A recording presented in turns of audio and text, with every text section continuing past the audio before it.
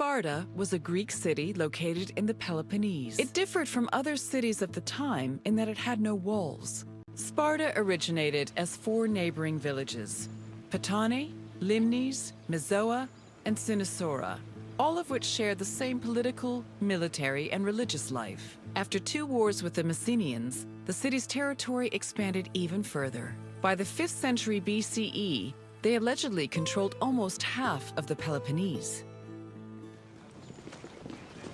Τι λαμβάνει η χώρα?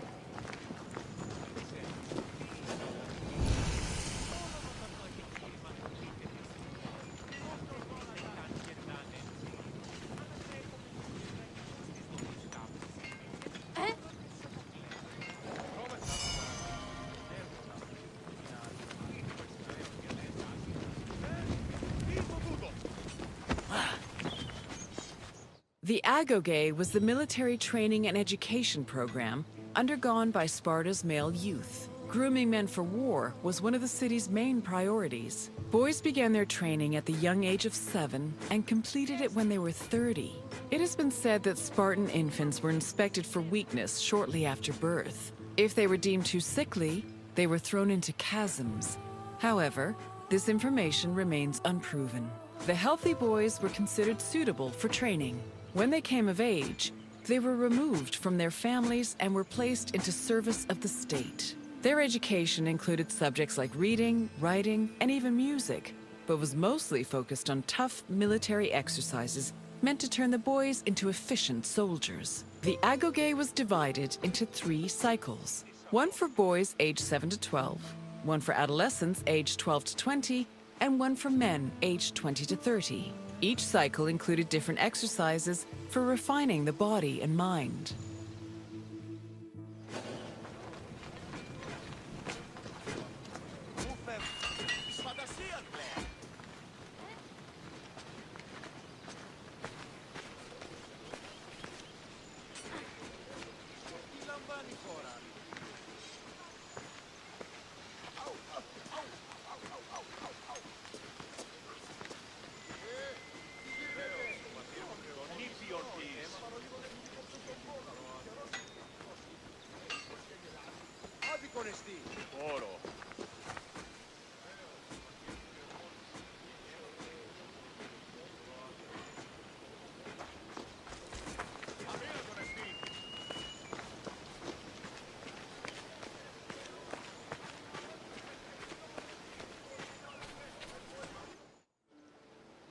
Sparta played a large role in defeating the Persians during the Greco-Persian Wars in the 5th century. They held their king Leonidas' glorious death at the Battle of Thermopylae in particularly high esteem. Because Leonidas was killed in battle, Sparta believed he died a good death and showed incredible bravery, qualities to be held as a model for all Spartans. This idealized bravery was embedded in the city's collective memory and was the main quality people strove for in the Agoge.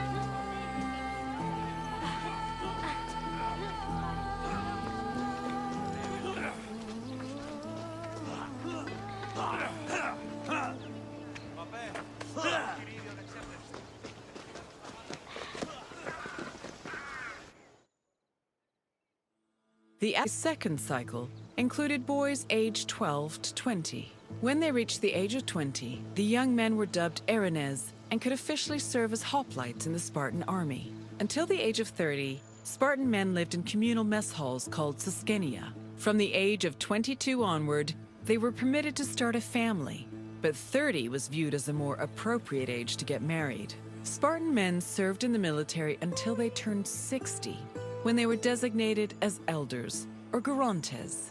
However, many were known to continue serving anyway, such as King Archimedes III, who fought in the army until he was killed in battle at the age of 62.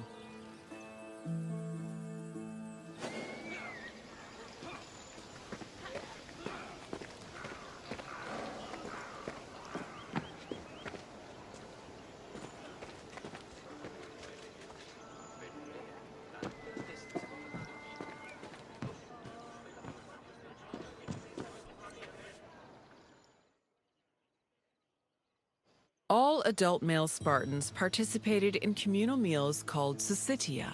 The attending Spartans contributed different kinds of food on a monthly basis, in addition to a small sum of money to pay for meat. Each man was entitled to one portion of a meal, with the exception of the kings, who received 2 portions. Syssitia attendance was mandatory for every Spartan fortunate enough to be part of the group. The meals had great political significance. According to Xenophon and Plutarch, the syssitia was designed to foster a sense of equality between citizens. It also demonstrated the self-restraint and moderation of Spartan society. But in reality, the syssitia only increased the differentiation between the rich and the poor. Those who could not afford to contribute to the communal food not only missed their meals, but also lost their right of citizenship.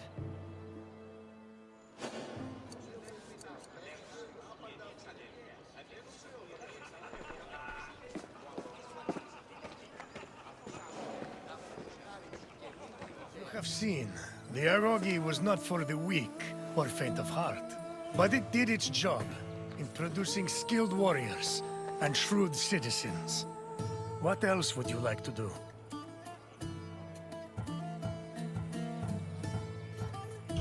So you think you are ready for a test? Very well.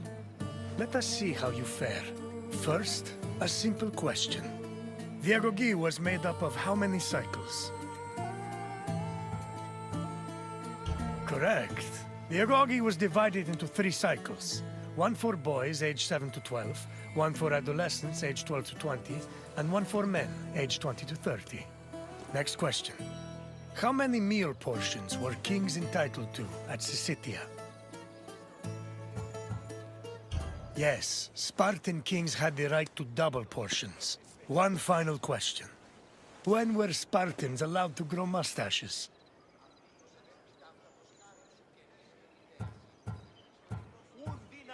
Yes. Once a Spartan man was over 30, he was allowed to adorn his face with a glorious display of manhood.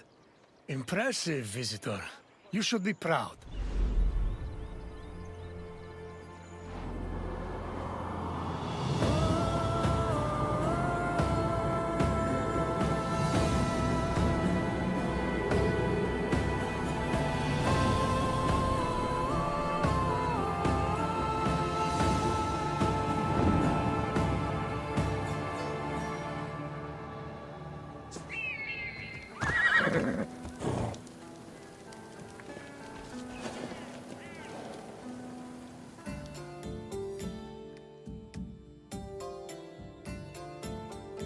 Welcome, wanderer, to the democratic center of Athens, otherwise known as the Pnyx.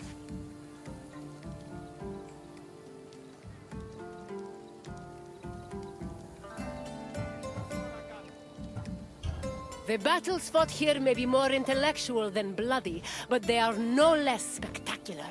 These outcomes will affect an entire city in a different way. The Pnyx was the meeting place of the Athenian assembly and the physical embodiment of democracy at work. This tour will give you insight into how citizens made decisions and kept the city running. We can talk more when you have finished the tour. See you soon, wanderer.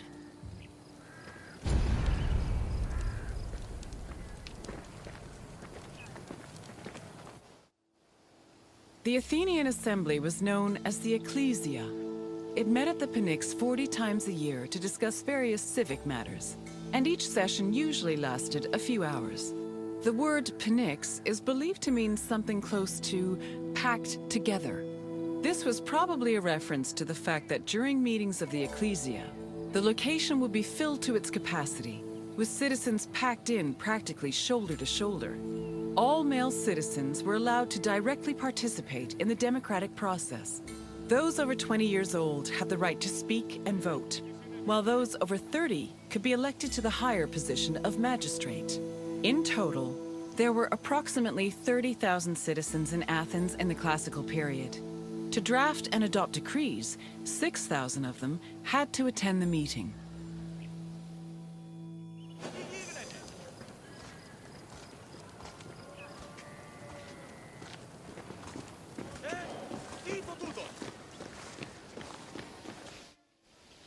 Citizens came from all over Attica's 10 districts to attend the meetings of the Ecclesia. The meeting was presided over by an executive council called the Prytanes. Every session began with a sacrifice to Zeus Agoreos, the patron of the assembly. During the meeting, citizens delivered speeches from the Pnyx's platform on whatever issues the city faced. Afterwards, the issue was voted on with a show of hands from the gathered assembly. The Ecclesia made important decisions about subjects like grain importation, expenses, and declarations of war. While they could not directly enact laws, they had a say in appointing Athens' legislators, which gave them a large role in shaping the city's daily operations. In theory, every Athenian citizen over the age of 20 had the right to participate in the assembly. However, some of them lived far from the city, and others could not financially afford to miss a day of work to attend meetings. For these reasons, the city introduced a special allowance called a misthos ecclesiastikos in the 4th century BCE, meant to encourage participation. Originally, it was 2 obols, but the politician Cleon raised it to 3.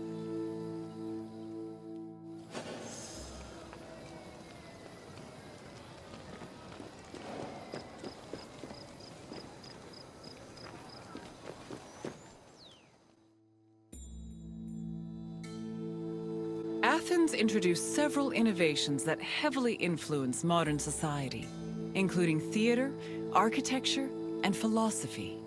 However, their greatest contribution was their democratic government, which introduced the concept of a city ruled by its citizens.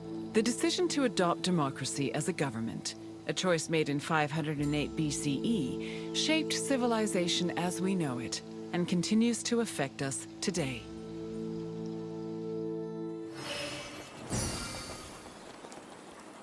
Hello again, Wanderer. I trust you appreciated learning about the innovations. Is there anything else you'd like to do? Then let's start with a simple question. Approximately how many citizens were in Athens in my time? Yes, there were approximately 30,000 citizens in Athens, although the population as a whole was much larger. On to the second question. Who of the following was a famous Athenian magistrate? Yes, Pericles was an extremely popular magistrate who managed to keep his position for 15 years. Only one question left. What does the word Pnyx mean? Correct. The Pnyx was usually crowded with citizens attending meetings of the Ecclesia.